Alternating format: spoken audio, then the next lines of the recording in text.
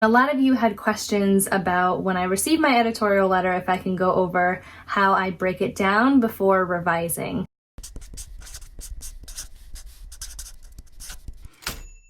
Hey there, welcome back to my channel. My name is Katlyn Duncan and I am an author of books for adults and young adults. I post here on YouTube twice a week with writing vlogs, writing tips, and all the bookish things. So if you're interested in that, be sure to hit that subscribe button so you don't miss out.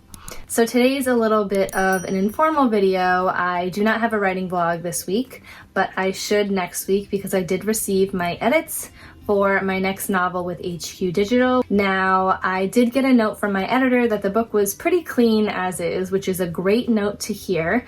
That basically means that the book is plot-wise, it's really strong, so that there's not a lot of big picture edits that I have to do. There's a lot of little things, and I will go over that in my next writing vlog, so stay tuned for that. But I did want to still answer questions about how to break down an editorial letter. So if you have no idea what an editorial letter is, it's basically a letter that you would get from an editor, whether it's a publishing company or a freelance editor, when you're going over developmental edits. And this focuses more on big picture things, so that's plot, character, basically the things that you would have to deal with to get the book in as good as a condition as possible before you would go on to copy edits, which would be more of the nitty-gritty grammar, sentence structure, things like that. So previously I did do how I revise with an editorial letter, but a part of that was how I break down the letter, which a bunch of you had questions on. So I'm going to home in a little bit on that and just talk about how I break down editorial letter once I receive it. I'm going to go over the actual editorial letter that I received for Wrapped Up for Christmas, which was my Christmas novel just published in 2019, and sort of speed through how I would take, I believe it was 3 pages, and I took it down to 1. Why I break down my letter to 1 to 2 pages at the most is because during the revision process, I really like to focus on fixing the book. So having to read a letter over and over again every time I have a question about something, it takes away a lot of time for me. I like to make a bullet point of the actual note and then underneath it something that's related to it. So say it has to do with a scene, any example that she may put sort of explaining her rationale or some ideas to try to bring that scene to life, I will leave there and try to get this letter as small as possible. So what I have next is a fast-forwarded way of me breaking down my letter for Wrapped Up for Christmas, and I'll explain further what I did.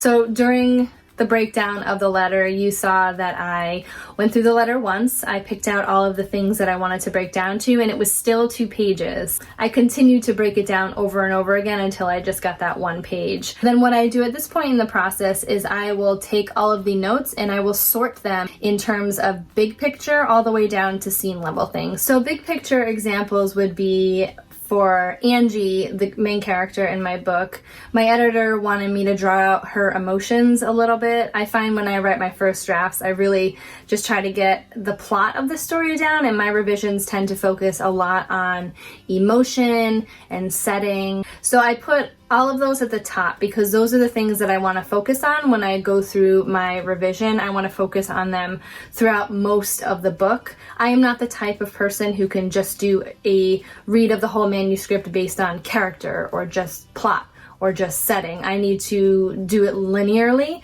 So I focus on all of these things at once, which is why I think this process of breaking it down into bullet points helps me, because I'm able to quickly look back and forth to see what I need to be doing. So then I would go down and do all the big picture stuff at the top and then move down to scene level. So for example, in this book, there was a note about the best friend of my main character seeming a little too blunt at first, and I pinpointed the scene exactly where my editor wanted, so I was able to, whenever I got to that scene, I was able to quickly go through that note and then cross it off on my list. So as I go through my book, I keep checking in with this 1 to 2 page breakdown, so I'm able to make sure I hit all of these points that my editor had pointed out, along with my own revising. So if I see something is spelt wrong or maybe the sentence reads weird, I will still do that along the process, but I love having sort of like a split screen right there between my story and my list, just to make sure I hit all of the points. So that's a quick overview on how I break down my editorial letter. It's what I always find very helpful from my editing process. So if you have any questions about the process or want to pick my brain a little bit, I am happy to discuss it in the comments below. If you enjoyed this video, do give it a like, hit that subscribe button and a little notification bell next to it so you know the next time I post, and I'll see you soon.